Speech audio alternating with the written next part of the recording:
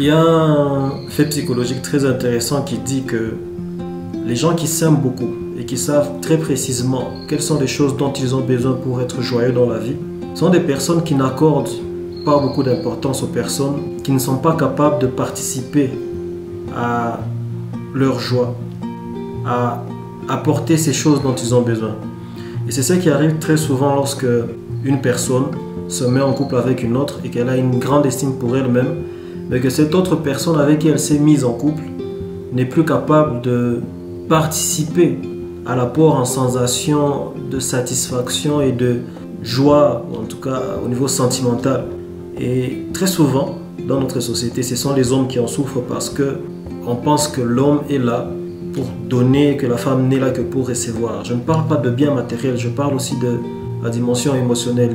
Il y a très souvent des situations où, surtout les hommes qui sont très sensibles et qui idéalisent beaucoup trop les choses, ils se retrouvent souvent dans des situations où ils s'engagent, mais après, la femme ne fait que se concentrer sur les 2 à 3 petites choses qu'elle n'aime pas chez lui.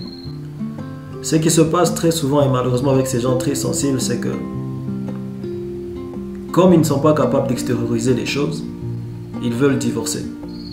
Parce qu'ils ne sont plus heureux, parce que ceci, parce que les hommes très sensibles sont apparemment souvent les gentils, bons et tout, droits, mais ce sont aussi des gens qui ne sont pas capables de supporter quand les autres ne font pas d'efforts pour s'aligner à ce qu'eux ils idéalisent comme modèle idéologique.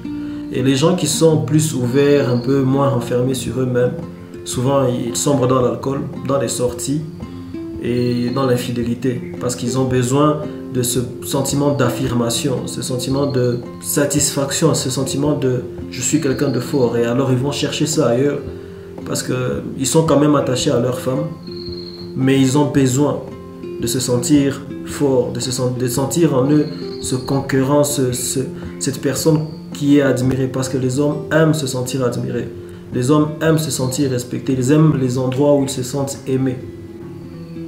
Et ça, c'est quelque chose qui se cultive. Il faut un très grand équilibre parce qu'un homme devient très mauvais lorsqu'il devient orgueilleux. Quand il est beaucoup trop aimé aussi, il ne fait plus d'efforts pour être validé. Mais quand il fait quelques efforts et qu'il n'obtient pas la validation qu'il attend, il fait tout ce qu'il faut pour survivre émotionnellement.